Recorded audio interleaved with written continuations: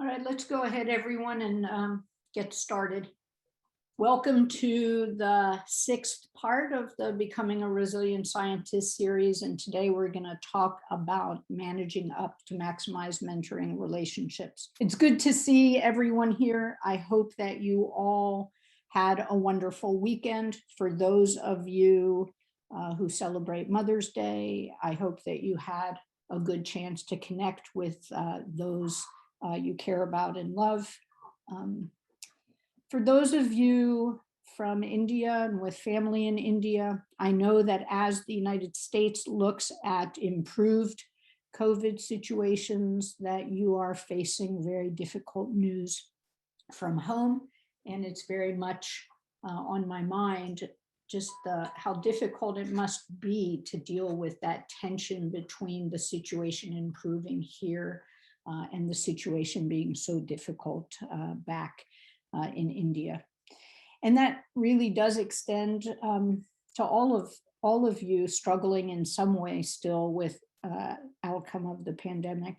You know, it seems like more and more we get back to work and we fail to pause and acknowledge at the start that we're still in these difficult times. And so I hope that everybody is managing and is getting the support that they need.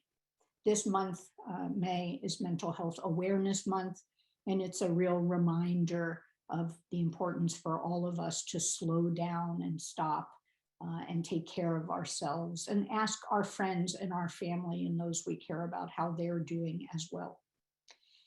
This month, as part of our mental health series, we focused on the psychology of career decision-making. It was a really, for me, illuminating talk about factors that go into career decision-making that we maybe aren't quite as aware of. And so I encourage those of you who missed that talk to take a look. So today we're going to talk about mentoring, and it's the sixth in the series. And it strikes me in some ways that the foundation of your success is actually mentoring. So it should be the first in the series. But I think all of the other skills we talked about are really important for maximizing mentoring relationships. And so what we're going to talk about today really builds and comes out of, builds on and comes out of the material we've already talked about. And I want to just start by ensuring that we're all on the same page, and that is with some important definitions.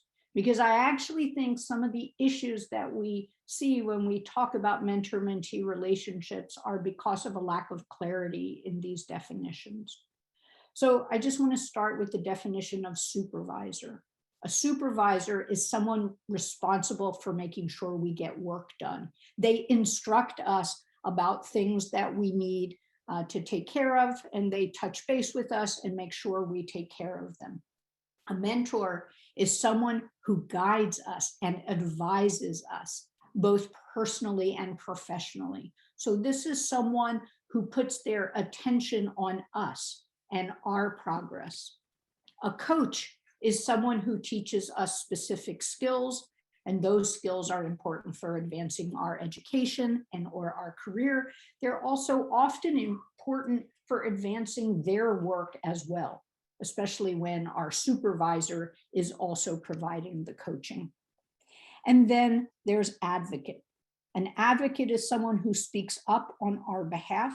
An advocate recommends us for an assignment, a position, or an opportunity. So advocates are the fourth of all of the definitions I want you to know about. And my feeling is probably the one that you've thought about the least. So supervisor, mentor, coach, and advocate. So I'm gonna have to pop out for just 1 second to let the dog out. I'm sorry, I'm here alone and he is barking.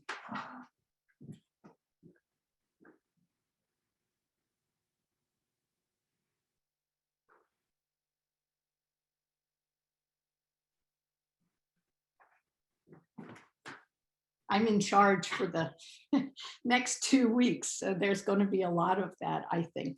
All right, supervisor, mentor, coach, and advocate. Now, I want to make sure that we understand the difference here. So we're going to talk first about supervising versus mentoring. So when you think about supervising, You think about the needs of the group. The focus of learning is the needs of the group. It's sort of a directive style of help and directive style of communication. I tell, you do. And when you think about the balance of power, supervisors typically have more. But in a mentoring relationship, the focus of learning is on the needs of the mentee. And it's a much more collaborative style of help. We talk, you consider, I give input, you respond. And the power dynamic is much more equal and fluid. So supervising, focused on getting work done. Mentoring, focused on helping the mentee grow and develop. Now, that is a really key concept. And one of the things that we know about quality mentoring relationships is that the mentee has a good sense of what they need. All right. The mentee drives the dialogue. The mentee says, this is what we're going to talk about today. And so I want you for a moment here, just silently to reflect on things that you feel you need mentoring about. And then a poll hopefully is going to come up in a moment.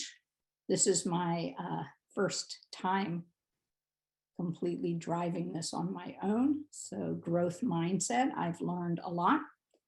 I want you to go ahead and use the poll to put in here some things that you need mentoring about, or things that you would like to talk to a mentor about.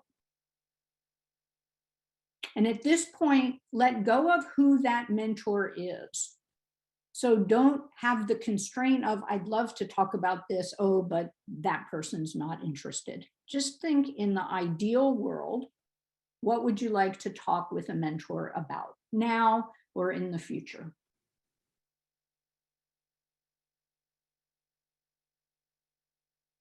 Career path, education careers, career planning. So if we pulled out the word career, it'd be really large.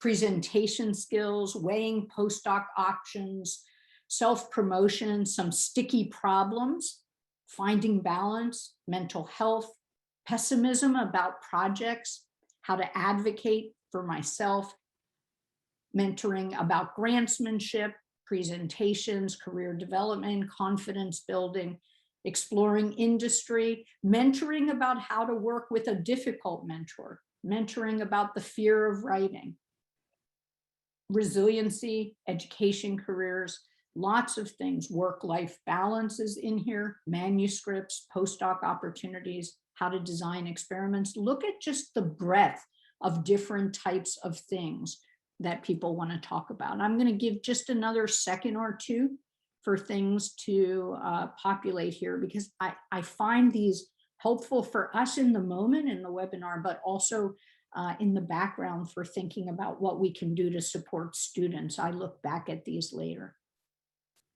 So I want to point out, there's a lot of things here about careers. Oh, I'm sorry, it went away pretty quickly. Let me bring that back. There's a lot of things here about careers. There are some things about science, like designing experiments, project not going well. There are things about sort of ourselves and the way we learn, goals, time commitments, how we manage our time.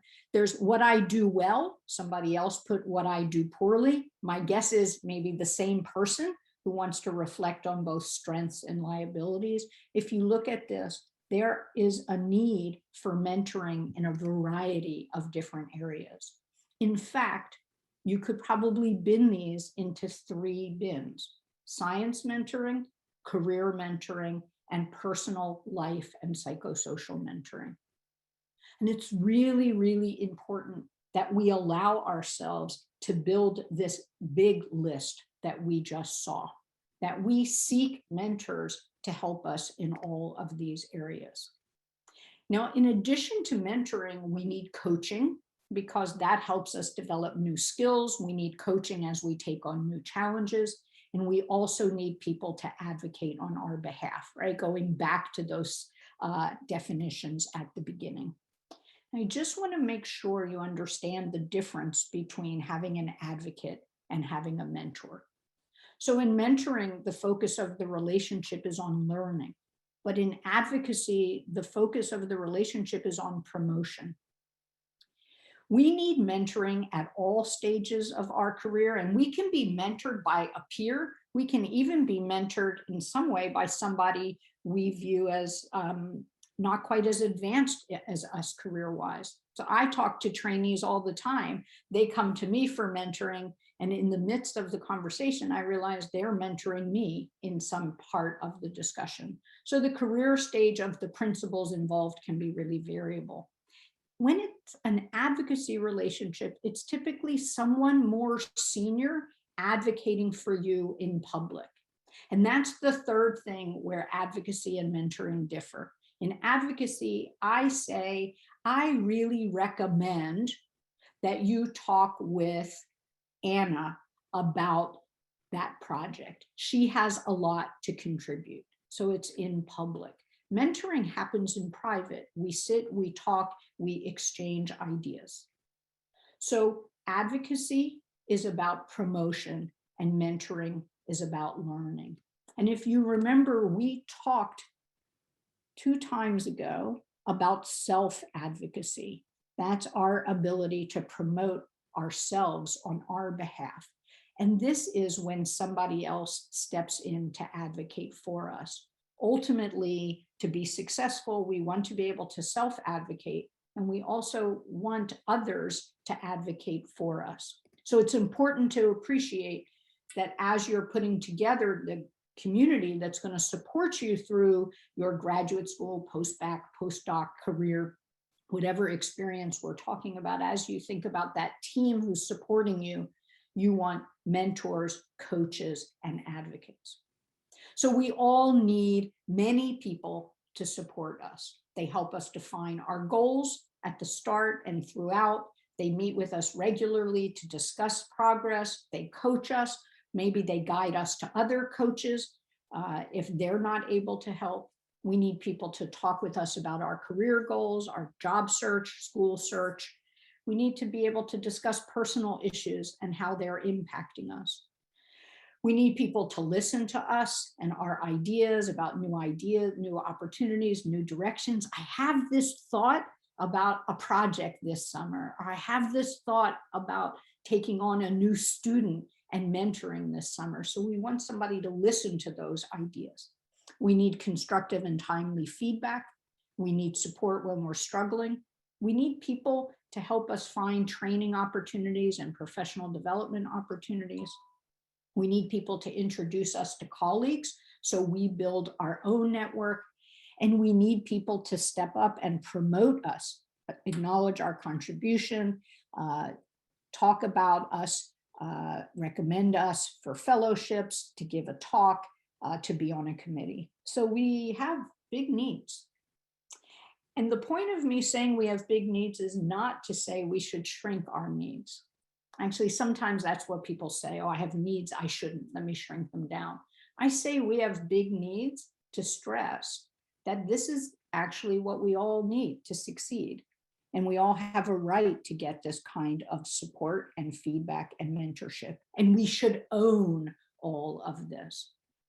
But a part of owning this is really understanding who our mentors are, what we can do to enhance relationships with our mentors, how we go about looking for additional mentors. And so that's really what I want to talk about for a little bit right now. And I want to start with this question. First a comment and then question. So in research environments, and actually many other work environments, one supervisor typically also serves as a coach, a mentor, and an advocate.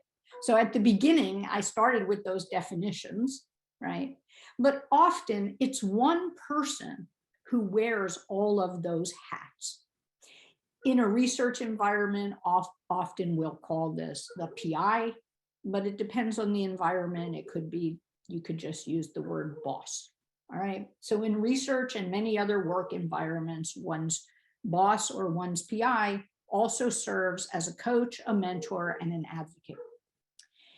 This is in science based on a model started long ago of an apprenticeship model, right? Where one person trained the next one, right? And it's continued, even though we know that there are a number of risks in this model. There are also some benefits. So at first, I think the most important thing is to talk about the risks. And the reason I think it's important to talk about the risks is that once we talk about the risks, we can do something about them. So what are some of the risks of you relying on your PI for mentorship? Or if you're not in a lab right now, if you're one of the admin staff here, relying on your boss, what are some of the risks?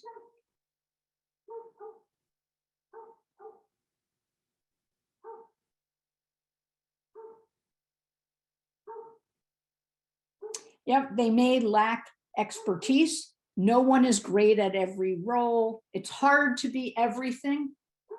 Betrayal of trust when acting as a supervisor, right? Sometimes you have to step in and really supervise and tell someone what to do, and suddenly you're not putting their needs first.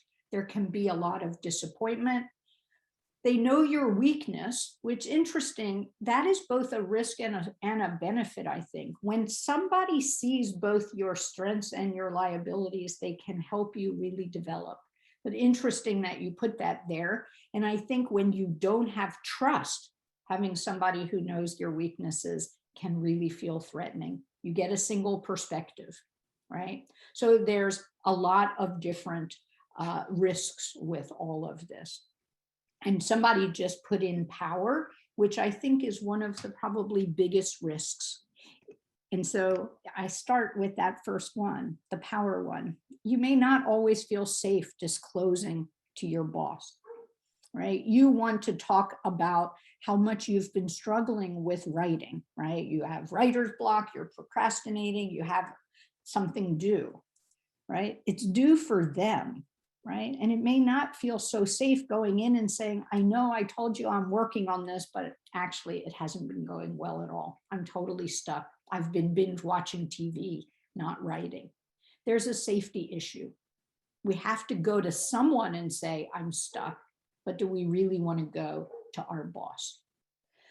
Another thing is that there's communication, conflict, and work style differences, and this can lead to frustrations and misunderstandings. We've talked a lot about communication and conflict style differences already when it comes to being assertive, when it comes to getting feedback, but it also can get in the way of a mentoring relationship. You have to put your weaknesses out on the table. We have to put our worries out on the table. We want to be able to talk with this feeling of safety. And if we have a really different communication style, really different approach to things, it's hard to feel safe. Your needs and your PI's needs are not always fully aligned. So I think about that now from the perspective of being a mentor and boss to many people in the OITE. They need, my staff, they need exposure at meetings, both at NIH and nationally. They need to give talks. But a talk comes up, I get invited to, it's really high impact talk to me. I want it to go incredibly well. I'm feeling busy. The last thing I want to do is mentor them to give that talk. I need the talk to go the way I want it to go. They need mentoring to help give talks. And that's like a conflict of interest, right? It could be for you that you need to learn how to write an abstract. Your PI just needs it submitted quickly. You need time to write a paper slowly with coaching and mentoring and feedback. They need the paper submitted as quickly as possible because of a grant application. So your needs and your PI's needs are not always fully aligned. They sometimes align, but not always. Another thing is that mentoring takes a lot of time.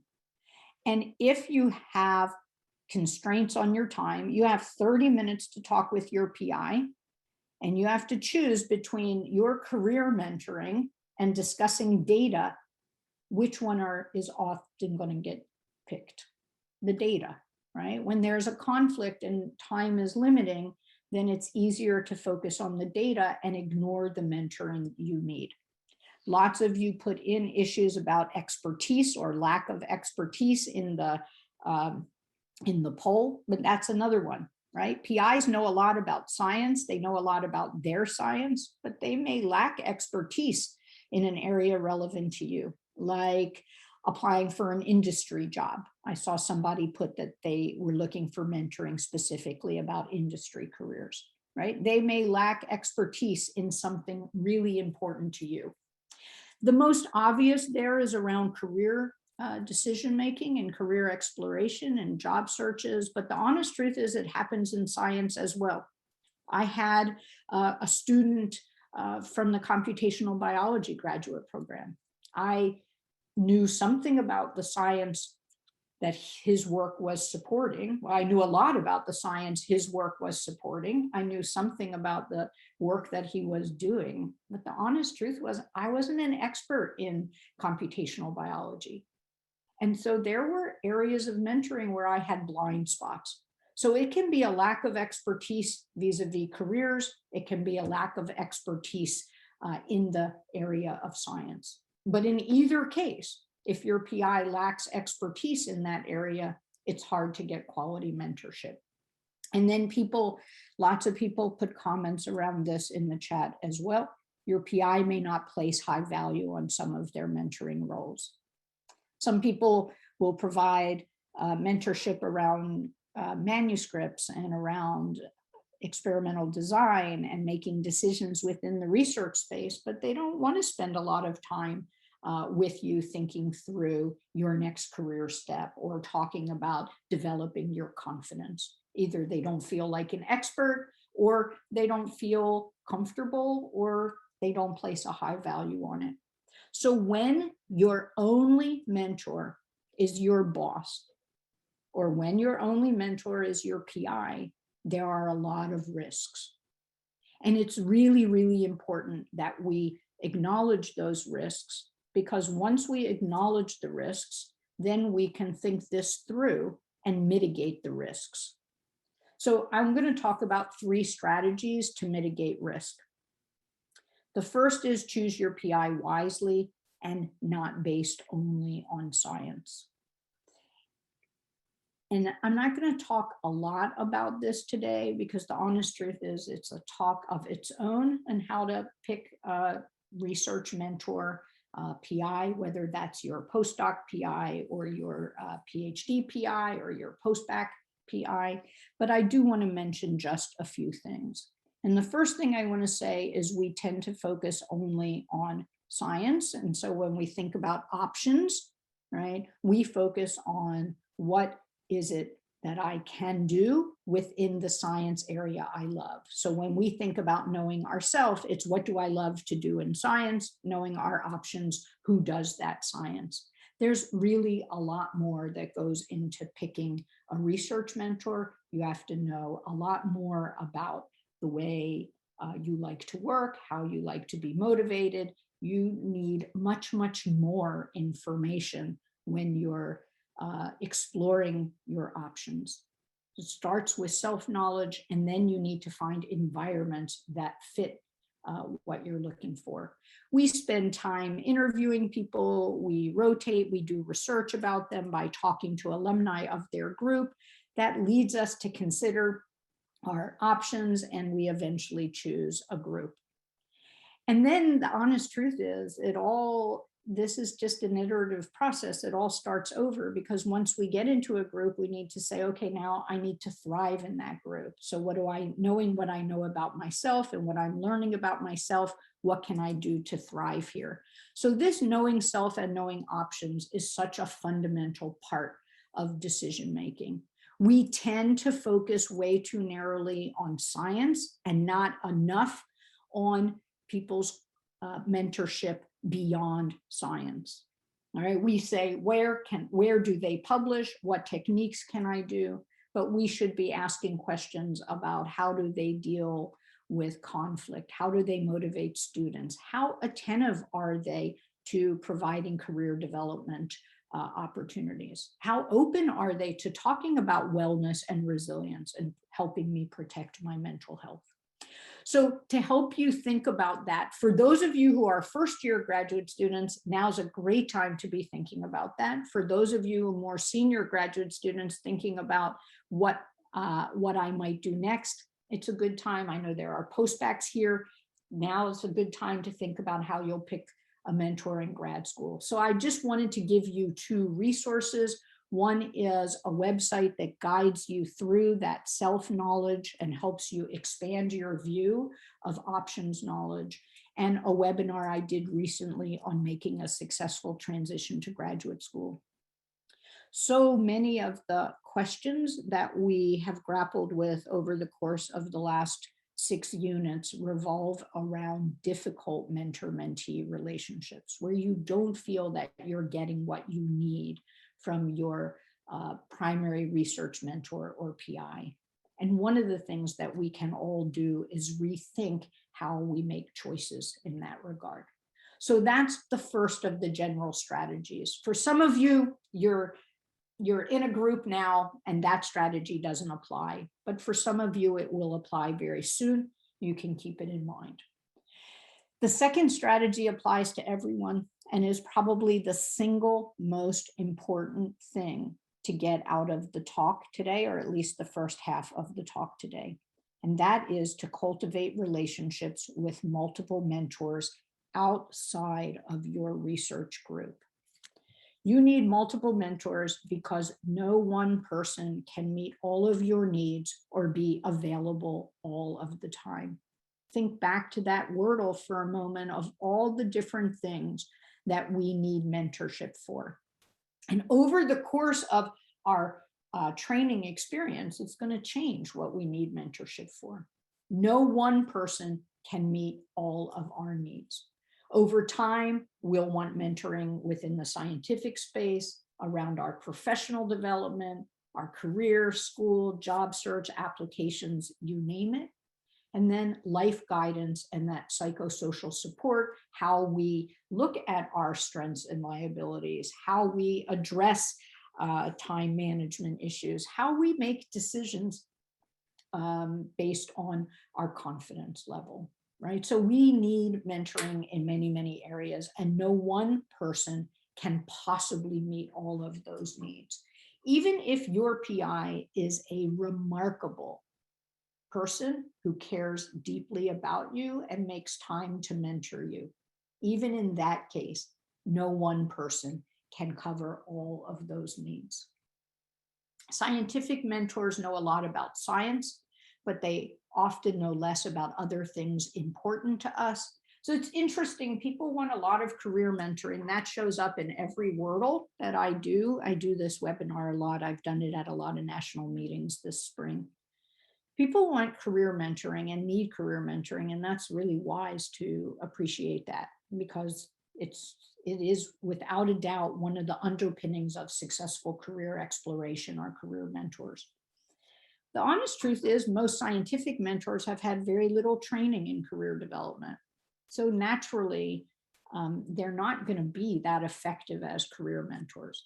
We would like them to be curious about the careers that interest us, supportive of the careers that interest us. We would love for them to share their network. If they have friends in industry or friends doing science policy, it would be wonderful if they shared that information.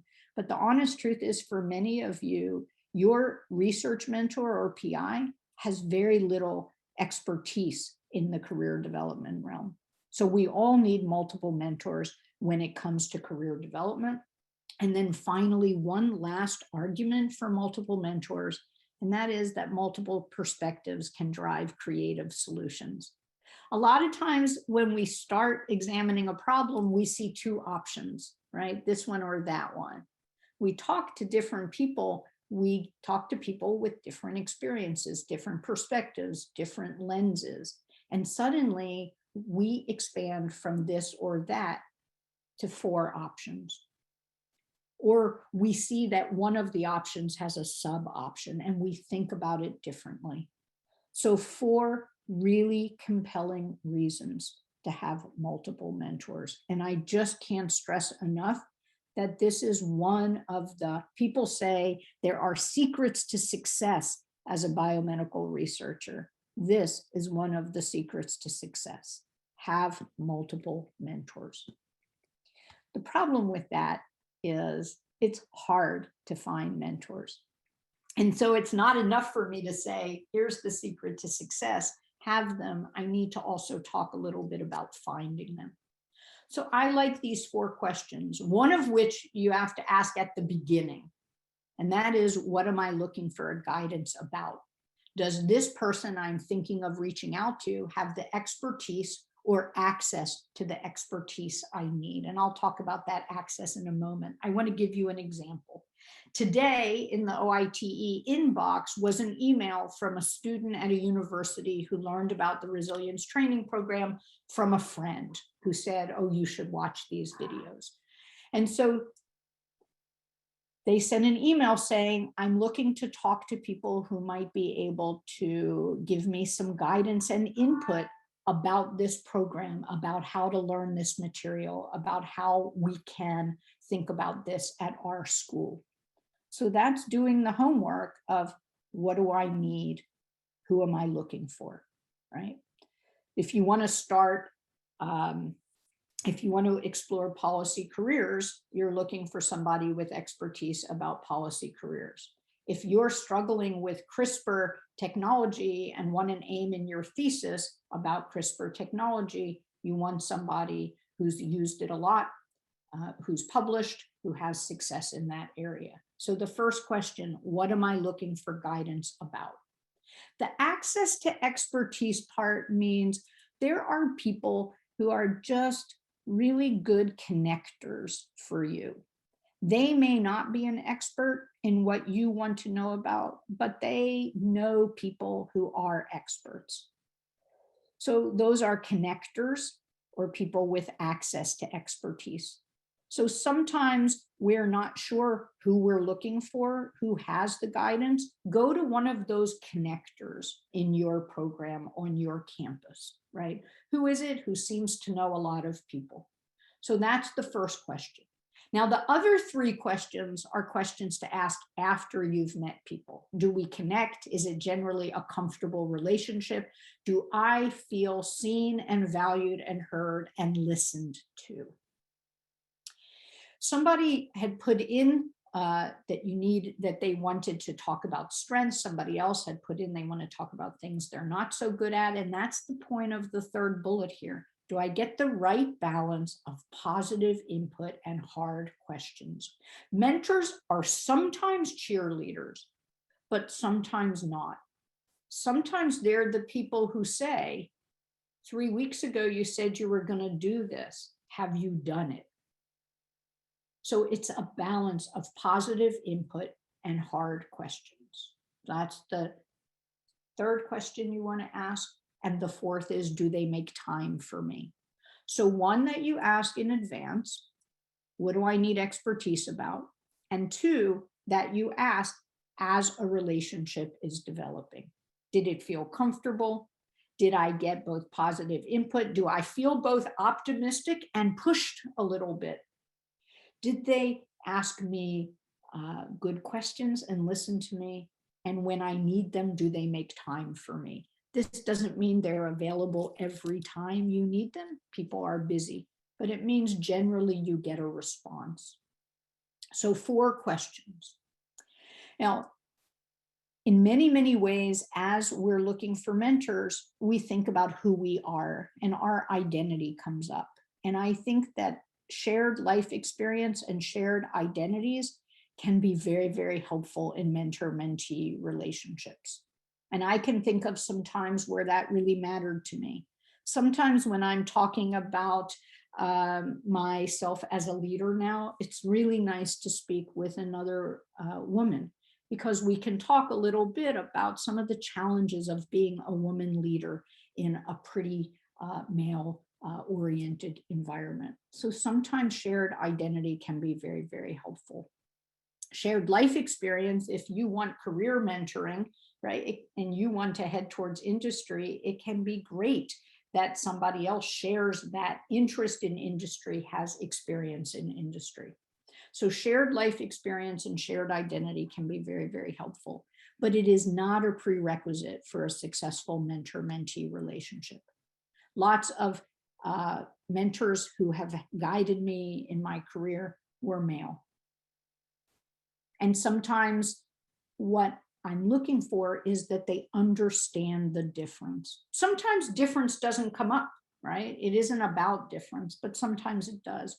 And so when you're thinking about looking for mentors, what you're looking for are people who see you and who appreciate you. You're looking for people, if they are mentoring you across difference, especially cross-cultural differences, it's important that they listen and appreciate your experience. It's important that they acknowledge those differences and know where they can provide expertise and input and where they can't. And so shared life experience and identity can be helpful. It's not a prerequisite, but it needs to be kept in mind. I think that this notion that we're all colorblind gets in the way, right? Because everyone's lived experience is based on their identities, both identities that are obvious and outward, and identities that are hidden. And when we pretend that's not true, then mentoring relationships don't work.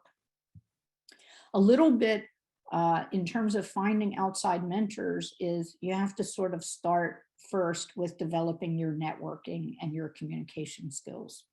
And so the beginning of finding mentors is finding ways to network. And a great way to do that is to use institutional resources. Also scientific societies, if there's a career talk, right? If there's lunch with a seminar speaker, those are institutional resources that expand your mentor network.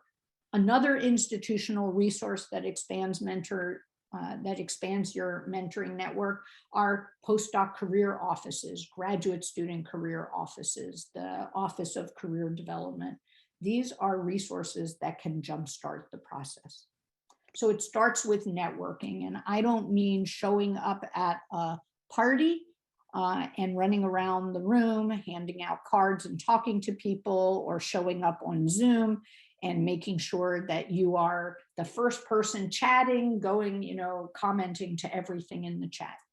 Okay, that's one type of networking that extroverts love, but is not the most important kind of networking, actually. What networking really is the ability to develop and cultivate professional relationships. Introverts and extroverts can both be excellent networkers. They also can both have blind spots. Introverts in not seeking out networking opportunities, extroverts in dominating too much. So I know a lot of people say I'm just not good at networking. I want to remind you of growth mindset. I'm not good at networking yet. And remember that you can develop these skills. So we sit in a lunch with the seminar speaker and we ask a couple of questions, networking opportunity. We go to the resilience training program, small group discussion, and we have other trainees in the space with us, networking opportunity. We go to a career symposium or a talk at a national meeting, networking opportunity. And so I just think it's really, really important for us to give a lot of thoughts to where are places where we can meet potential mentors. And I just gave you a few of them. What are some that I haven't thought about yet or haven't mentioned yet? Yeah, department seminars, and especially if students and postdocs are invited for lunch. Campus meetings, various campus meetings about different topics, right?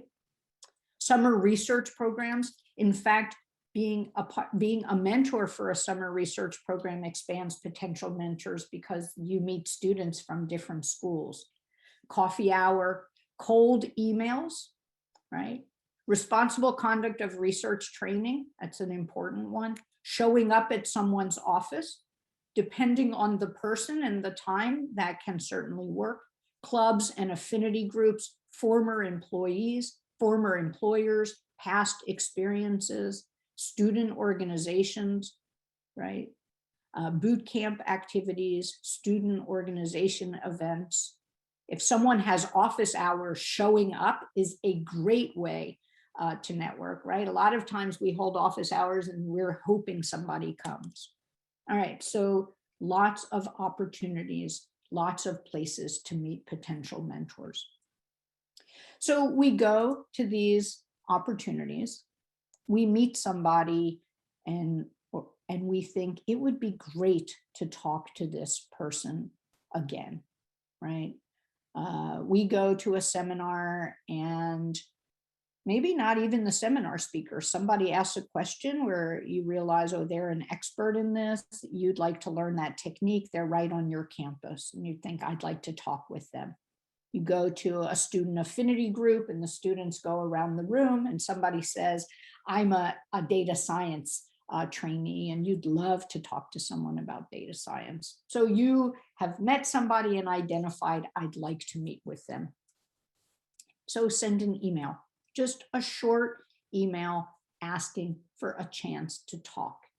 You want to go prepared to talk a little bit about you and why you wanted to meet with them. You also should go prepared a little bit knowledgeable about them and their interests, right?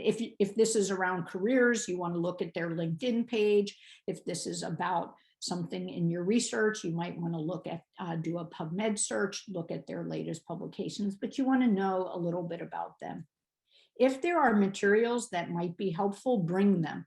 If it's for career mentoring, a short one-page resume could help.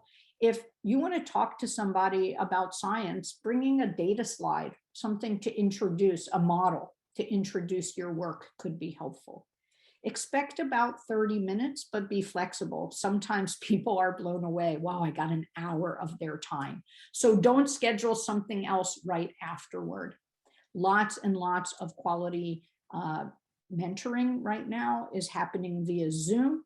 And so just make sure that you have ready these materials to share remotely. You can email it and you can email it right in advance. You can put it into the chat or you can share your screen. You want to follow up after the meeting with a thank you. And you can ask for another meeting if you think this is really helpful. Notice that at the beginning, it's not a, hey, will you mentor me? It's, hey, can I talk with you about X, Y, or Z? But sometimes over time, a mentoring relationship really develops and you might want to say, I really benefit from talking with you. And I wonder if we could meet regularly and as a mentor-mentee relationship. Or I wonder if we could get together periodically and I could update you and you could serve as a mentor for me. But sometimes that doesn't happen. Sometimes you meet once. Short-term mentoring can make a very big difference. Sometimes we meet with someone once, we don't need to meet again. You still want to follow up with a thank you there and say, I appreciate it, but you don't need to say, and can we meet again? I want to stress that virtual mentoring can be effective. We knew that before the pandemic, but we especially know that now. And this is a skill really worth focusing on because we need mentors throughout our careers and not just during our training. So the honest truth is that these are lifelong skills and you will need mentoring in different things, but you will still want mentors. You can reach out to people without having a prior interaction with the person, and several people put on cold emails or showing up at somebody's door. Those are absolutely fine approaches. It can help to have a referral from someone you know, right? So if you want to talk to somebody, you're thinking about a postdoc at NIH and you'd like to talk to some current postdocs at NIH, it would be great to ask around, does anyone know anyone at NIH now? Right? And then you reach out and you say, so-and-so suggested I talk with you. But the honest truth is lots of cold emails work. And pre-COVID, people used to knock on my door asking if I had some time to talk with them. You just have to be willing to hear no if you show up at somebody's office unannounced. But sometimes you catch people at a great moment and you get some really quality mentoring. When there are office hours, that is a really key invitation, right? And you can go with a question about the class, and then you can say, would you mind if we talked about something else? I really wanted to get your thoughts on this. All right, so this is a little bit of the details for how to find mentors. And I really can't stress enough that people would love to hear from you. When it comes to career mentors, especially, people love to talk about their career. Many of us had help and guidance along the way, so we're paying it forward. Same about science, same about developing your confidence, your other skills. We all have had help from mentors, and for many of us, it is a part of what we see as our responsibility to the community. I think that cognitive distortions hold people back. A lot of mind reading of they're too busy, they won't find time for me. The other thing that we do, I think, is we focus on the negative. So all or nothing thinking, I emailed 2 people, they didn't answer, oh, nobody's going to answer, right? We just take that negative experience along with us. So I'd like you all to think for a moment about your mentors and tell us, how many do you have? And you don't need, if your PI is a mentor for you, that's fabulous. But if not, don't include them. If they're more of a supervisor than a mentor, then that's something to note. Let's see a little bit about how many mentors people generally have.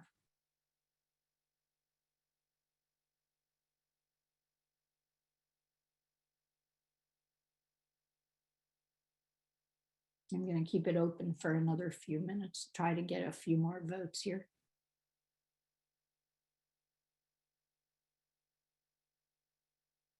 I think that this is a really, really key moment of self-awareness, right? If you aren't answering because you don't want to put in none or one, that's a chance to use this moment for a commitment to think about that. It's also not a reflection on you. It's a reflection of the environment. It could be a reflection of the training that you've had. I mean, many of you started at your institutions during COVID. It can be very, very hard to reach out and develop mentoring relationships. So lots of people with 2 to 4, some people with none and 1. And I hope that today's talk will help you find some mentors, remembering institutional resources, remembering all of the sources of mentorship that we talked about, and a couple people with 5 to 9, and probably one person there who said 10 or more. I want to stress there is no right number. The right number is the number that's working effectively for you. I think when you're in the midst of a job search, probably expanding that number can feel very, very helpful. I think that graduate students in many ways have some built-in potential mentors through committee processes. And it may feel like between your committee and your PI, you have a lot of research mentorship. So maybe you'll want to just say, let me think about career mentors or some personal mentoring. So it really just depends. There is no right number, but something to think about. The third strategy in dealing with all those role tensions between boss and PI and mentor is learning how to talk with your PI or your boss about your goals, your wants, and your needs. And we've talked a lot about this. We did a whole unit on assertiveness. In many, many ways, we've been building the foundation for much more self-advocacy, right? So it starts with understanding your rights, developing your assertiveness skills. It also starts with understanding how your cognitive distortions and stress response influences the process a little bit, right? It really, we start by sitting and saying, where am I at in my comfort zone of talking with my PI about this, right? That's where we start. And then we need a process for how to negotiate, and we've talked a lot about that. Some things to think about is being really clear about your perspective. And remember, we talked about clear asks, knowing exactly what you want to talk about in regard to mentoring. You want to think a little bit about your mentor's perspective as well. Think through the long and short-term impacts of possible decisions that you make, deadlines, factors impacting the situation. Go prepared. Remember, time is your friend when it comes to preparing for a negotiation, right? You take the time to prepare. This way, when you go talk to your PI about some disconnect between what you need and what you're getting, you will have thought through what might they say, and what might I say in return. And so a big part of dealing with the role tension that we see between supervisor and mentor is being able to talk about it. Now, obviously, if both you and your mentor appreciate the role tension, it is much easier to talk about, right? When both parties embrace the concept of this is an imperfect model. So we're occasionally going to have out spots and we're going to have to address them, then it goes much better.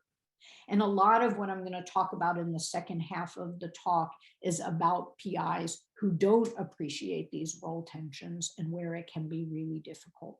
So for now, that's all I want to say about dealing with the role tensions by negotiating with your PI, but we'll come back to that. So I want to just wrap up. We all need multiple mentors. None of us can rely exclusively on our PI. None of us can rely exclusively on our boss. We simply can't find the full range of what we need in one individual. And specifically when it comes to PIs, some don't feel that some aspects of mentoring are all that important, especially career mentoring and psychosocial mentoring. I think that's probably true in other workspaces as well, but I do think that it is an especially difficult issue for biomedical graduate students and postdocs.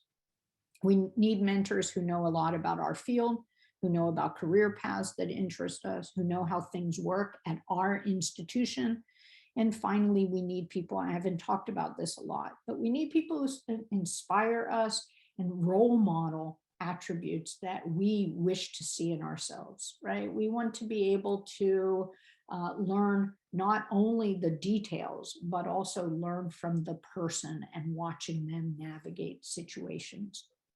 So all of us should think of this from the perspective of a right and a responsibility. It is our right to have multiple mentors, and it is our responsibility to work towards expanding our mentoring network. And so I want you to use this for a prompt for the week for journaling, what you need mentoring about right now, beyond PIs, who are your mentors, what are important sources of mentorship that you've not explored. Maybe you can make a commitment to go to the cookies or virtual cookies with the next seminar speaker, right? What is something you can make a commitment to do? And then for those of you who supervise others in your research group or in your office, how will you go about helping them develop their relationship with multiple mentors? We all need a mentoring network. And so how are you going to help others do that? So let's just pause here for a moment and set your intention in terms of all of that. And my hope is that you'll come back next week in the small groups and share what your intention was and what you're doing to expand your network. I want to remind you of some resources for that.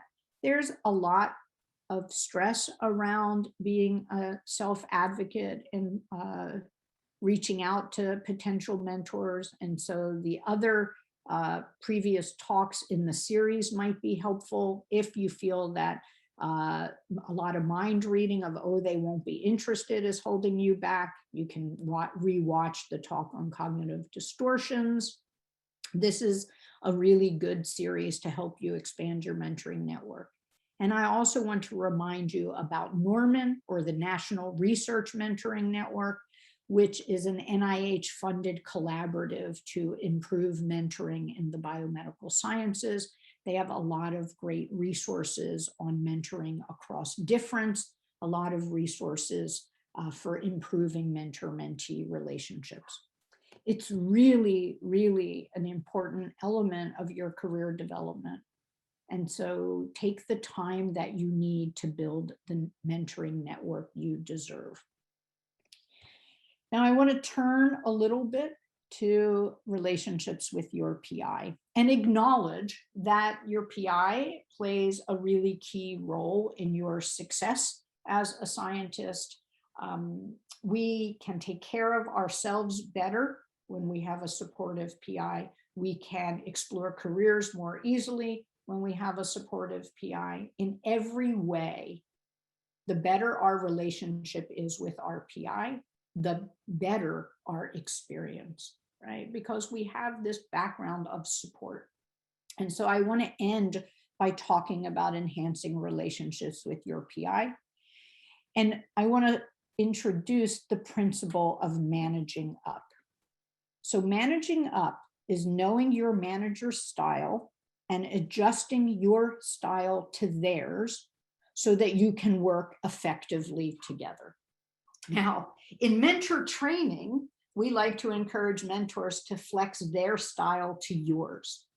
So in a really good relationship, your PI is attentive to their own style and your style, and they're working to flex.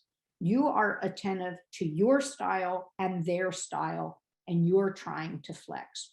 And when both people are working together to improve communication, to work effectively together, then things go better, right? So while we're going to talk today about managing up, appreciate that the best of mentors, they manage by flexing their style to you. So it's a two-way street. And just in talking about PI trainee relationships, I want to start with a few really important things. And the first is that no two people have the same work and communication style. And there can be a lot of tension when two people have really different styles, but there can also be a lot of tension when we have a very similar style as our PI. So we talked about communication styles, and many of you shared that it was really hard for you to receive feedback from the very direct style of your PI, right? Your style was different. And that's an example of where tension arises when two people have different styles. But two people can have very similar styles. Two very reflective communicators who don't seek out conversation can go weeks without seeing each other, or even longer without communicating, right? So tensions come up when two people have different styles, but it also comes up when people have very similar styles. The thing is that everything is worse when you, your boss, and or the group are under stress. Remember, all the way back to the beginning, we talked about our window of tolerance, that when we are too stressed, we can't calmly think through difficulties. When we are very stressed, we can't pause to see the other person's perspective. So when we are under stress, everything is worse. So style differences or style issues that get in the way are exacerbated. And I think one really important thing as we talk about managing up is to remind ourselves of some of the language we have for defining and discussing these differences, because awareness is the first step. You being aware of your style, you doing your best to understand their style, and then thinking, okay, how do we make this work? So a couple of important work style differences are just our communication, right? And we talked a lot about that earlier. Very direct communicators, very reflective communicators.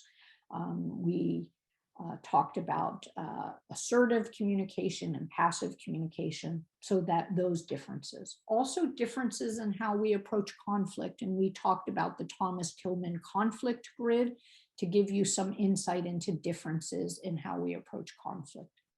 Some other ones we haven't talked about as much: how we view competition, how competitive we are, whether we find competition motivating or demotivating, right? We talked about our lens, right? Our lenses through which we see the world, whether that is a dependent lens or an interdependent lens, and how we view competition is tied in with that. So if we have a PI who is very motivated and driven by competitiveness, right, and we're not, that can make for a really difficult set of interactions. Our approach to deadlines and how we view time. I joke that there are people, when they say, I'll give it to you Monday, mean any Monday, next Monday, a month from now, Monday. Some people see time as very scarce, and time commitments have to be very precise. Others, not so much. How we like to be rewarded and how we reward others, right? Some people like to be acknowledged and thanked in public. That's difficult and embarrassing for others. Some people like to be rewarded by saying, leave early, it's Friday, you've worked so hard, get out of here. Some people don't like that. They're like, I want to work. Don't tell me when to leave. So how we like to be rewarded. How much we value work friendships and relationships. To some people, spending a lot of time connecting around relationship matters a lot. For others, not at all. So if you go into a meeting with your PI needing to connect and talk about life for a while, and they go into meetings needing to get right to business, that's a mismatch in work styles. How we view uncertainty and change. Some people love last minute changes. Let's forget about that experiment and try this one. Some people go to a seminar, they get an idea, they run back and they start emptying the refrigerator to get started, right? PI sends you an email, I had this great idea, let's do it right away. You might love that kind of quick change. You might not like it at all. Another big important difference is whether we're problem focused or success focused. So you go in with an update, you are needing somebody to focus on the successes. You got some really hard things that haven't been working to finally work. And you need someone to celebrate that success. But your PI is a really problem-focused person. They say, great, and now let's talk about what didn't go well. That doesn't mean that they didn't see your success. It just means that they come at problems from the let's solve the problem perspective, not let's visit the success perspective. And then finally, whether we're big picture or detailed in our discussions and planning. Students will come to me and say, my PI gives me way too much input, way too many details, way too much discussion of, every blade of grass, every detail. Some people say, I love that detail. My PI doesn't give me enough of it. Some of us want to have a big picture discussion. Some of us want to have detailed discussion, and it can be a big miss when one of us is at the detail level and the other is at the big picture level. And I see this a lot in science discussions, where a student wants to get into the details of the experiment. The PI says, no, what does it mean, right? And that can just feel so frustrating in the moment if you are really wanting to talk about details and all you're getting is big picture. So look at these. These are some really important work style differences. I, for each of these, can hear in the back of my mind discussions with trainees and PIs where these different styles really led to disconnects in the way people work together. I just wanted to remind you that we've learned already a lot about communication styles and a lot about conflict styles, and to refer you back to the previous tapes on these. These are really important concepts as we think about managing up. So how do we use this material? Well, one way is we go through this and bullet by bullet, we think about our PI, we think about us. We think about, so where do we work well together? Where does it really work? And then where does it not work? So that's the beginning.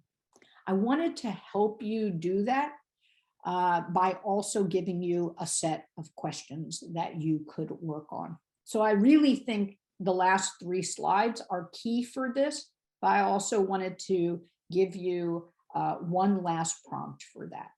All right, so here are some important questions to ask yourself. So what is my PI's preferred way to communicate? So people send me really, really long emails, and that is not an effective way to communicate with me. And then I think they're frustrated when they don't get very good quality input, right? So maybe your PI really likes long emails. Maybe they do better communicating in person. Maybe they do better communicating in person with an agenda. You need to think about, to get the most out of my PI, how should I communicate with them? Not only that, when should I communicate with them? So when are they most approachable? So in my lab early on at Chapel Hill, we everybody joked that the best time to talk to Sharon was in the morning. So there was no coffee pot in the building that we worked in.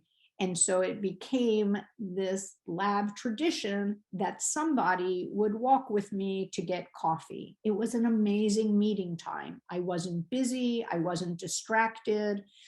I really savored the walk across campus, the fact that I had somebody to walk with me. Managing up meant people in my lab who could said, hey, Sharon, do you want to get coffee?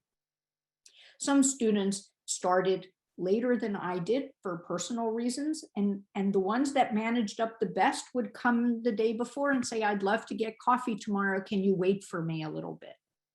That's managing up. How is your PI most approachable? When is the best time to see her? And you doing your best to take advantage of that. Another thing is, what is their need for proactive FaceTime?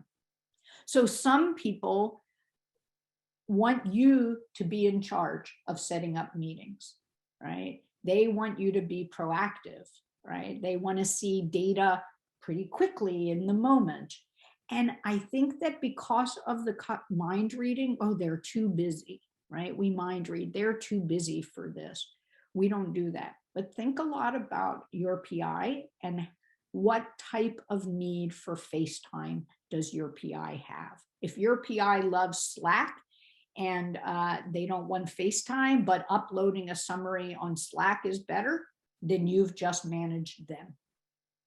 What about their need for social interaction, right? Do they want some back and forth and chatting in advance at the start of a meeting, in which case go ahead and do that. If they invite people to get together and join them for tea or coffee or lunch, that's expressing both an availability, but also in some ways a need for connection.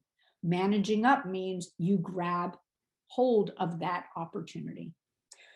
And I'm not strict, I'm not saying every time, right? Sometimes you can say it's not a good time for me, but you want to be looking at what makes them tick most effectively, what makes them connect best, and you want to be using those strategies.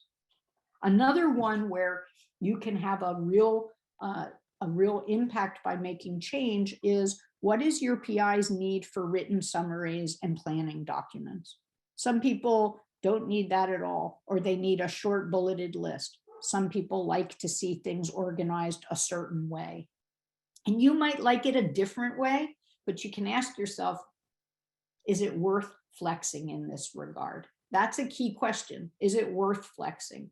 If your PI needs a written summary to get much more out of the meeting, it is probably worth flexing.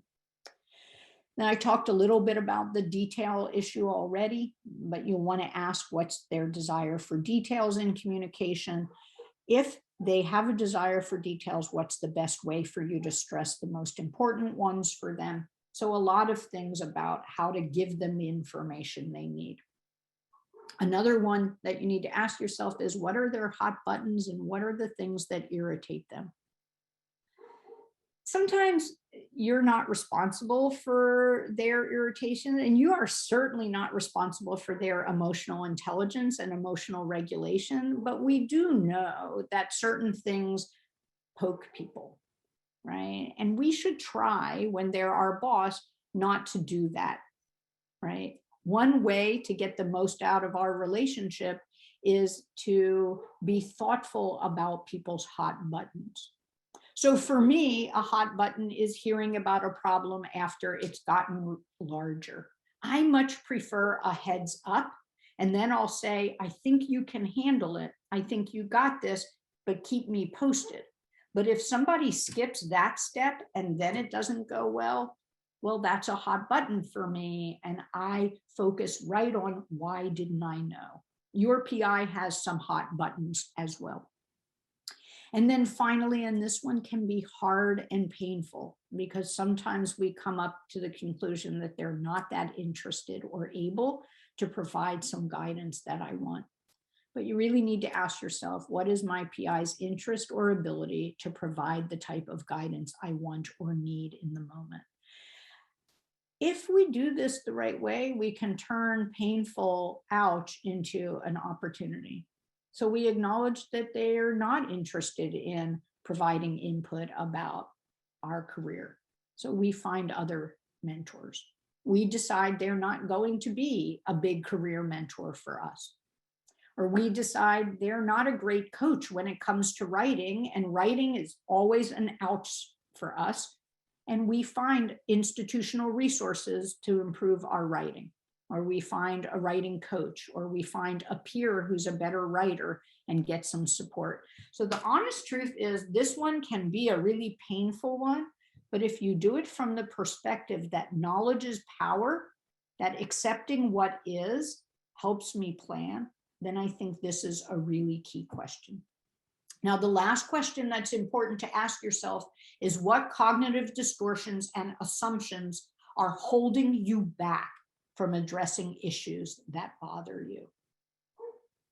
So what is it that's getting in your way? And it could be assuming that they're too busy. It could be assuming that nobody else wants to help. It could be that because one interaction went poorly, you assume that the next one is going to go poorly. But you need to ask yourself, what is holding you back from addressing issues that bother you?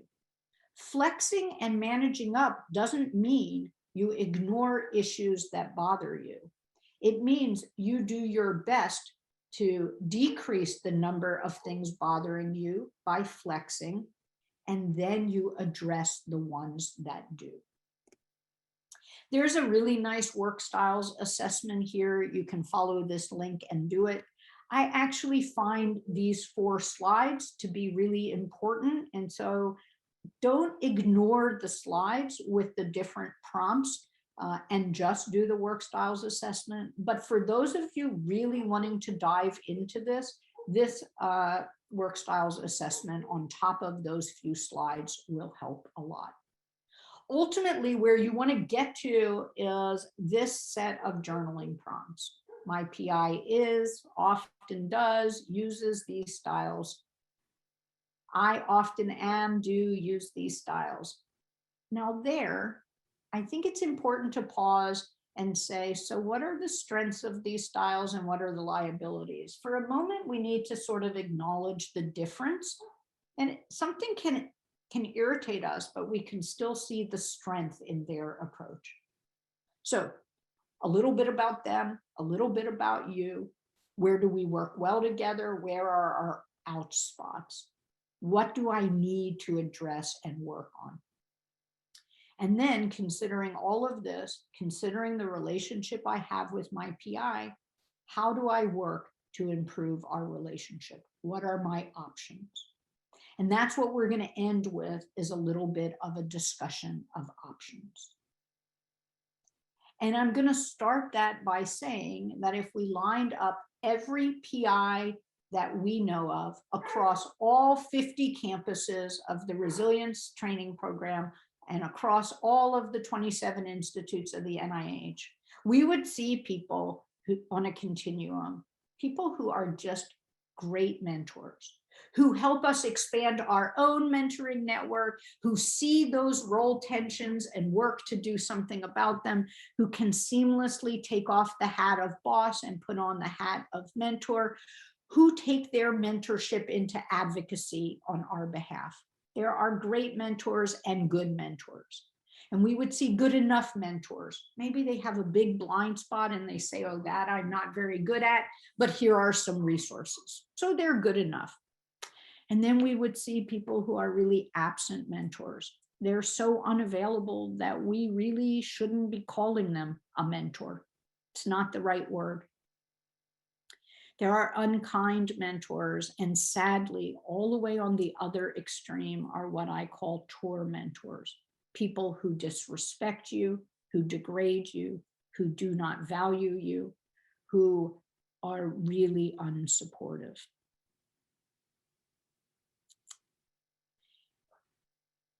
And in the long term, in science, it would be really nice if we didn't have to acknowledge this continuum.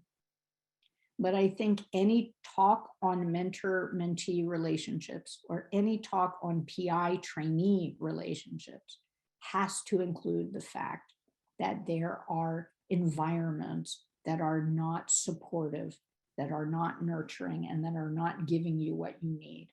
That doesn't mean that these good mentors and great mentors always are giving positive feedback. It means that they're giving difficult feedback kindly.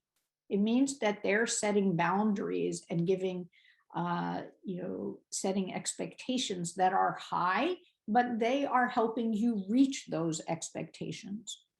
So not every day is going to be great with any of these.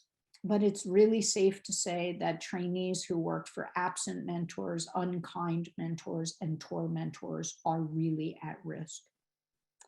And over time, I hope that this really changes. But I want to end by addressing all of that. And so the question is, where do you fall in this continuum?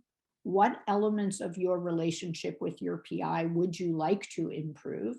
Interesting to ask what they might like to improve, right? Can you imagine what they might say if they were thinking about you, right? And how do we improve these things? So in reality, if we're not happy about something, we actually just have limited options. We can accept how it is and do nothing. We can talk about a problem in our relationship and just say, it is what it is. And we can accept it and do nothing now, and with the possibility that we might address it later, or we can just sort of say, I'm not doing anything about this. So now or forever. We can try to change the situation. That is all of those self-advocacy skills that we talked about earlier. That is using institutional resources. That is really working to have a conversation about what you need to change. We can also try to change ourselves and our response to the situation, or we can leave the situation. And this is true about PI relationships, but this is actually true about everything. This is a set of options that we have that in every situation. When it comes to how to decide what to do, I think we need sort of a framework for deciding. And I don't know where this came from, but for me, it really helps. So I ask myself if this is a capital P or a little p problem. Sometimes I get off a call with one of my bosses and I am really hot and bothered and I need to vent and I think I can't do this.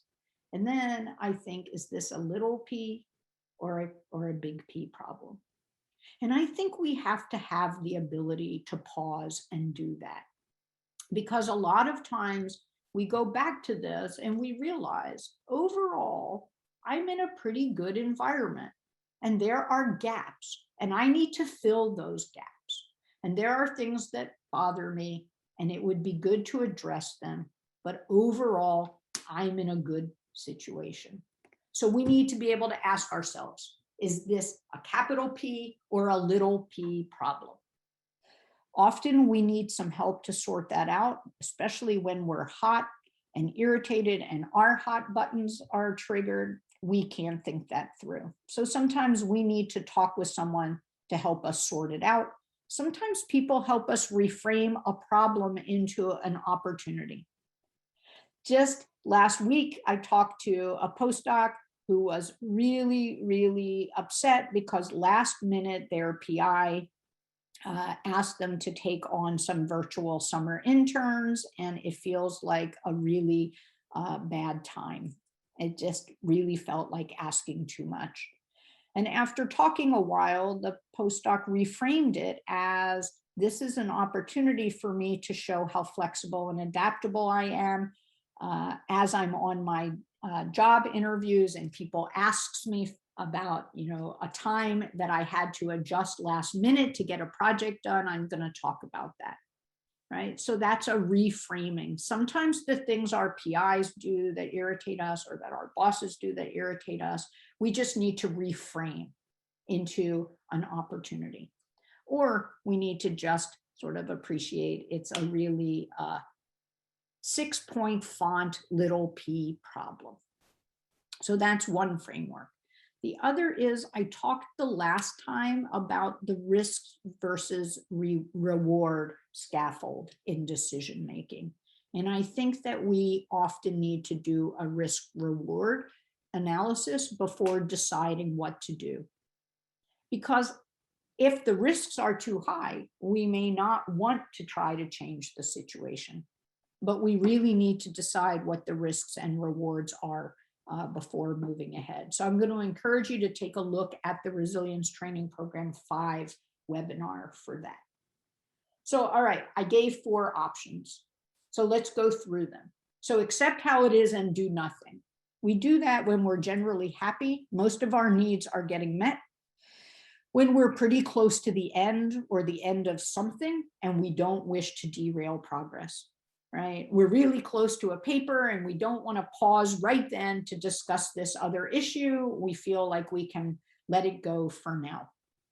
All right. So those are some of the reasons why we would accept how something is and do nothing.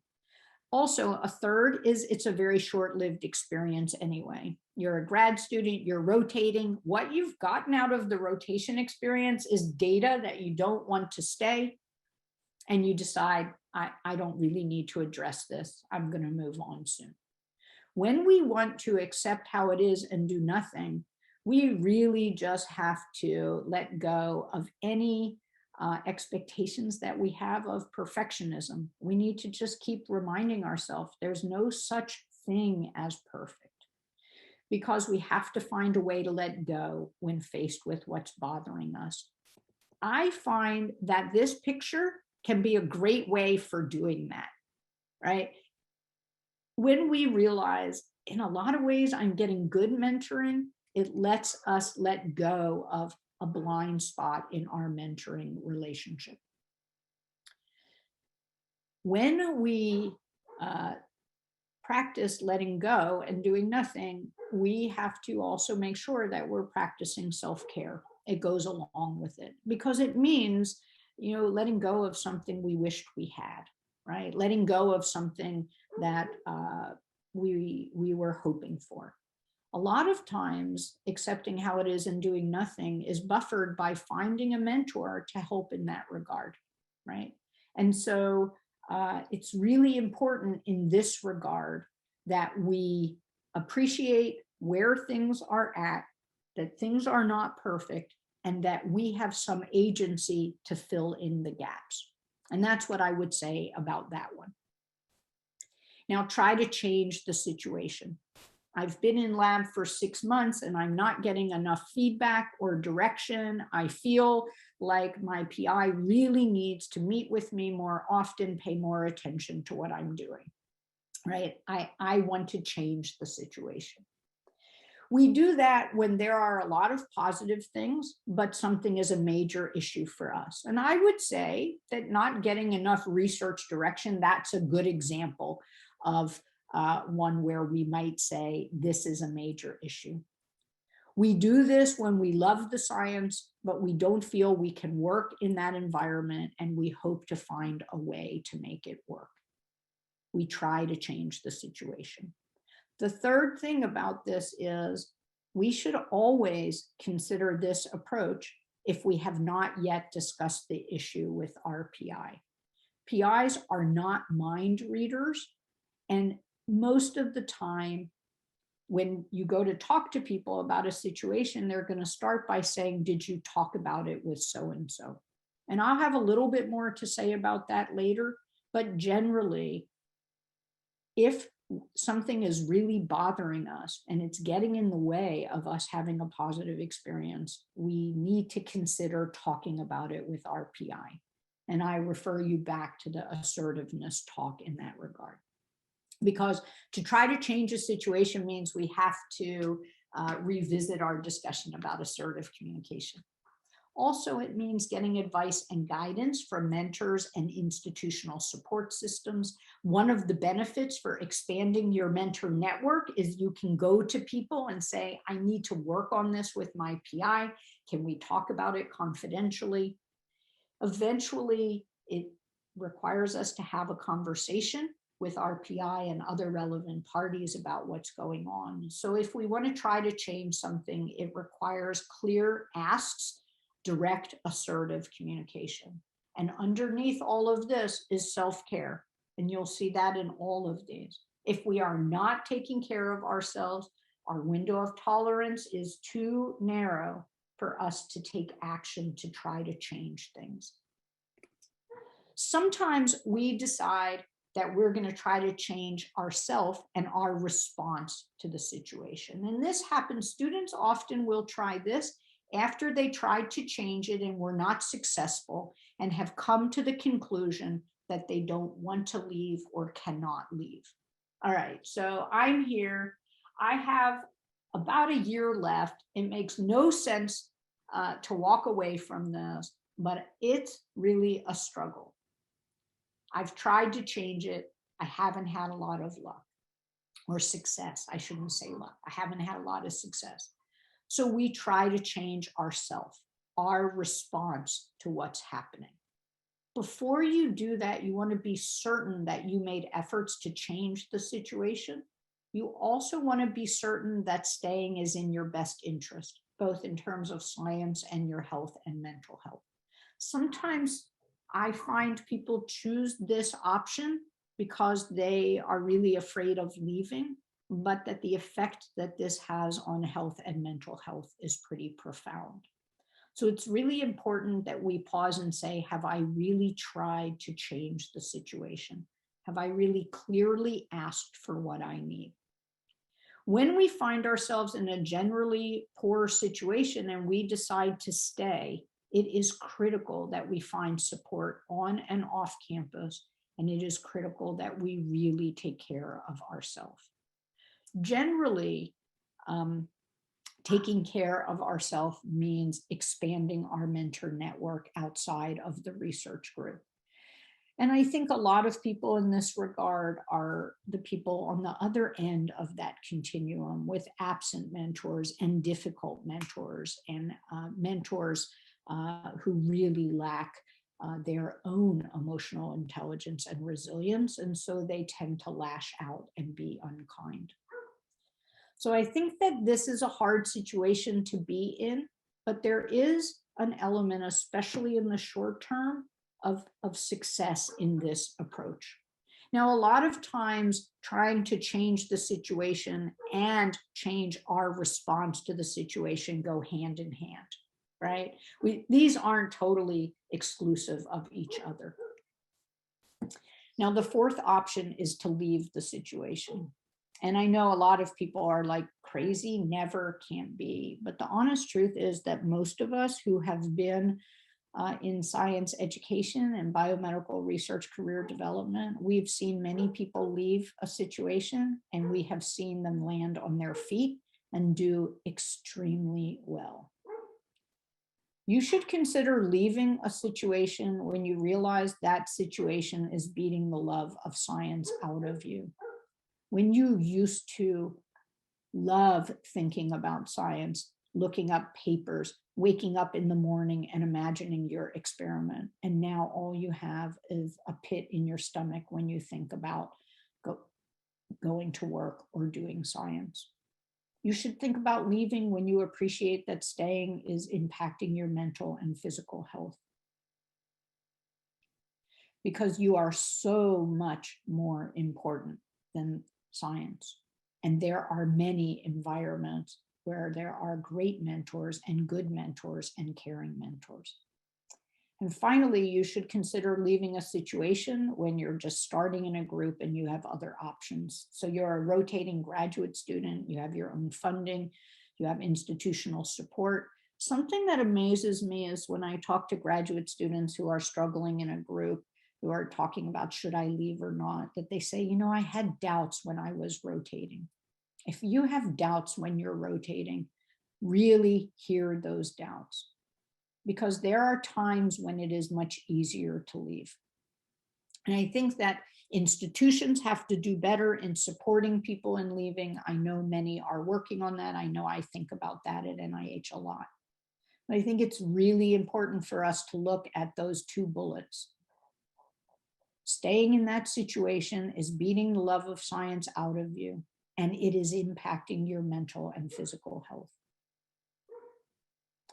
If you're going to leave a situation, it is often important that you first make an effort to improve the situation. This does not extend to an always, because there can be very serious harassment and bullying and discrimination in research environments, and you're not responsible for going back in and solving problems like that. So safety first. You do want to think carefully through your options and approaches. And this is a case where you want to find all of the institutional resources and institutional mentors that you can. This is a hard situation, and to land on your feet is really important. And that means having some mentors with you along the way. And all of the previous ones said practice self-care. This is now like in multiple, huge font, multiple screaming lights. If you are in an environment where you are really struggling, then you have to practice self-care again and again and again, because all of those cognitive distortions that we talked about at the beginning, right? Remember, some of that's internal, but people through unkind behavior dump cognitive distortions on us all the time. They make us believe we can't do things, and you don't want that to happen. So this means lots of self-care. So 4 options: do nothing, try to change it, try to change your response to the situation, or leave the situation. How we decide which option is right for us really depends on our general relationship with our PI, the satisfaction level in the group, the investment we've already made. It's really, really important to be realistic about this, right? While we're capable of making small change, right? People don't dramatically change. And so it's important to ask, am I going to be able to be healthy and happy in this environment for as long as I need to be there? Remember, I talked about relationships as a bridge. If you're working on your end of the bridge, but your PI is not working on their end of the bridge, there is no bridge, right? And so you have to be realistic about that. I also want to talk about something that was mentioned in the career decision-making talk, sunk cost fallacy. So we say, oh, I've been there already, I've invested in this, so I shouldn't leave, right? And we need to ask ourselves, would it be much better to leave? But we get caught in this, I've been there already. Also, we get this message never to give up. A lot of people tell me, I really think it's a miserable environment. I don't want to stay there, but I think it looks bad to give up. Instead of looking at it as giving up, looking at it as changing direction in a much more positive way. And so some important things to think about.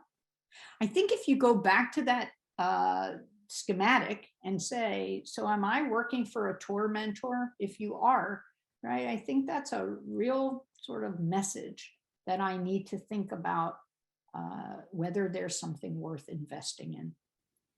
Of course, you can't leave without somewhere to go, which means finding and using resources as you work through your options, as you try to find ways to move on. And I can't stress enough self-care, so counseling services, support groups, and all of those wellness tools. It's a hard way to end to talk about people who are in environments that are so demoralizing and so unhealthy. But I think we do a disservice to all of you by not talking about that and not acknowledging that. And so even though it's a hard way to end, that's where we are. And I think that a big part of resilience is talking about situations sort of as they are. So I hope most of you are in remarkable work environments with quality mentorship, where, yeah, there are things that poke you and things that don't go perfectly well, where you wish you could make some changes, and you can work using these tools that we've learned to make those. And I hope that's true for most of you. For those of you in really hard environments, I just want to summarize and say we all need to be in an environment where we feel seen, heard, and valued for who we are. And we should work together to make sure that happens. Few people are great bosses all of the time. And nobody goes into science because they want to manage people. And few scientists have had a lot of management training. So you can change this. You can get management training so that when you go on, whether that be to run a lab in industry, in government, in academia, whether that be to leave the bench and work in policy or education or entrepreneurship, whatever you want to do, that you can change this by being a quality mentor. We all need to be able to shrug it off, to forgive and forget, but we also need to learn how to be assertive to get the what we need out of our environment. So I want to wrap up. Please don't log off, because there's a survey that we really need you to do. This is one of my very favorite pieces of art. This is a painting, a photograph by Yves Klein in the 1960s. So this is long before Photoshop, and it's called Jumping into the Void. And I think all of you every day who are graduate students and postdocs and postbacks and healthcare professionals, all of you get up every day, and in many ways you take a jump into the void. And hopefully you're doing it with the help of a whole lot of mentors. We are going to celebrate the ending of the resilience training program with a gathering from 4 to 5 Eastern time on May 25th. There will be raffles and drawings for all of my favorite books, like Thanks for the Feedback and some of the other books. We're going to put together a video. If you'd like to send us a short skit, a poem, a rap, a song, anything focused on what you've learned, be silly for a moment, please do. Email it to us at oite@nih.gov. The subject should be RTP 2021. If you don't want to do a skit, just snap a photo, share a doodle, a picture that talks to you about this experience. I'm going to wrap up and take a few questions in the last few minutes. Somebody actually put into the chat, but I think it's important, so I want to mention it. It's a question about this feeling that to get ahead, you need to forgo becoming a better mentor.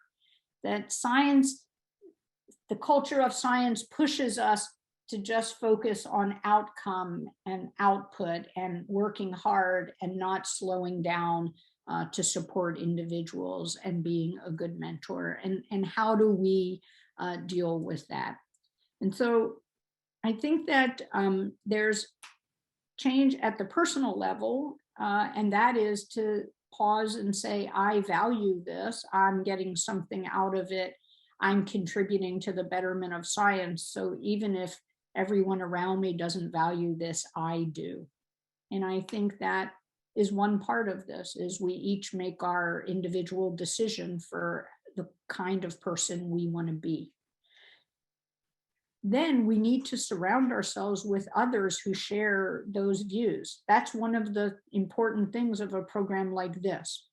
This is a community of people who got together and said, it matters, self-care matters, mentoring matters, supporting each other and ourselves matter. So we go against the culture, prevailing culture, by surrounding ourselves with others walking with us. The final thing is, for those of us who have the ability to make change, we contribute to the change we want to see. We make sure that institutions have mentoring awards, and we nominate good mentors for those awards. We are honest and open with students who ask about labs and talk about the quality of the mentoring. And so I think that we make change ourselves, and then we work to change more broadly. And there actually is a question also about incentivizing effective mentorship and how to do that. And one way is to say access to training grants requires mentor training. Another way is to come up with a way of rewarding quality mentorship, not as an aside. Just like we make a big deal about grants, we should make a big deal about quality mentorship. I think incentivizing people to participate by providing access to graduate students, postbacks, is a really, really important way. And one way that universities with training grants can implement very, very quickly.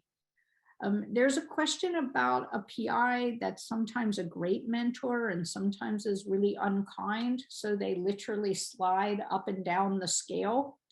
And that makes me wonder about their stress management. Not to say you can change that, but I do think it's important to appreciate why that would happen. And so it could be that somebody is unkind when they're very, very stressed. Remember, to do well, we have to be well, but to treat others well, we have to be well ourselves. And it might be useful to talk with your mentor and point out how you sometimes feel very supported and well mentored, and at other times you feel that things aren't going as well, and asking for their perspective on that. Also could be that there are some hot buttons or some elements of managing up that might help you, right? Are there some things that are the triggers of those things? So I don't, without being in that environment, it's hard to know. But those are some thoughts. Somebody makes a really important point that leaving when you work for a tour mentor is a really important thing, but this isn't so easy, right? And they give the analogy of, it's not a corporate job. So I work at one company and then I move to another. And that's true, that it can be very, very hard to change. And if you've changed once, it's even harder. And so I think that category of I can't change and this really matters to me, so I'm going to work hard to change my response to this situation, I think that becomes really paramount. And in some ways, I talked about capital P and little p problems. I think there's like capital S and little s self-care. Students in really harsh environments and postdocs in harsh environments where you need to stay, it's really, really important that you put together a great team of outside mentors, that you find ways to take care of yourself and that you find as much support as possible. But I want to acknowledge that talking about leaving is is difficult for a variety of reasons. Um, there was a question about you have a great mentor and you move on, and how do you stay in touch? It seems like great mentoring relationships come to an end. And sometimes they are meant to come to an end. You finish and you move on. There are people who left my lab a long time ago who send me about an annual update, sometimes twice a year, but mostly once a year, almost always around the holidays, although there's some who do it in the summer. I just want to let you know where I'm working now and how I'm doing. I usually respond back, not always with a long response, but you can come up with a way of keeping in touch.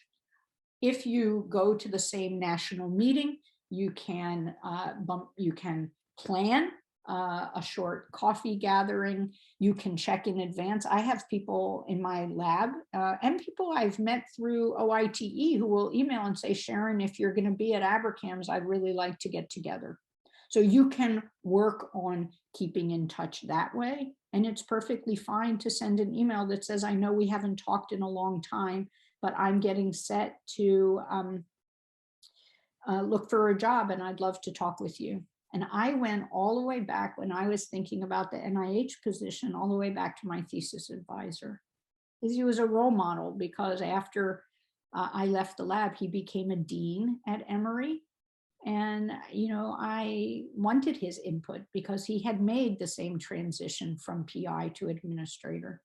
And so you can go all the way back and just ask. Somebody can say no, right? But asking isn't really, a big imposition. We assume people are busy, but a lot of times we want to reconnect.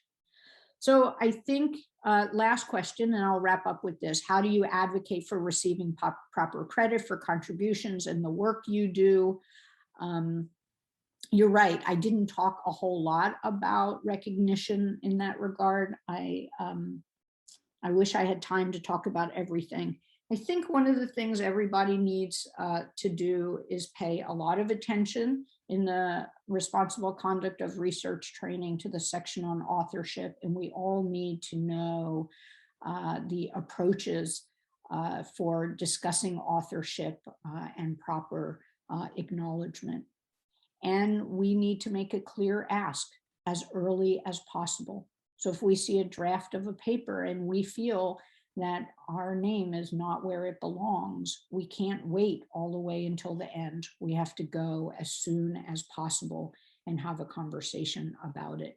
When it comes to authorship after something is published, the International Committee of Journal Editors has a set of guidelines. There is a research integrity officer at your university who can speak with you and offer guidance. I apologize for not talking a lot about authorship credit. It is something that is often a tension point between trainees and between trainees and their supervisor, between collaborators, etc. So it is something when it comes to negotiation that we all have to get better at. Talking about it up front, we have to get better at explaining our rationale. We have to have consistent approaches. So there's a lot in science where we need to change in that regard. So with that, I will thank all of you for coming. I hope that I see you on the 25th. I think it's important for us to sit back and acknowledge that this has been quite an experience of people all over the country getting together and tackling issues like this. So with that, I thank you all and I look forward to seeing you. I hope you go to the small groups. That will be really, really a helpful part of the process. Take care, everyone. Bye-bye.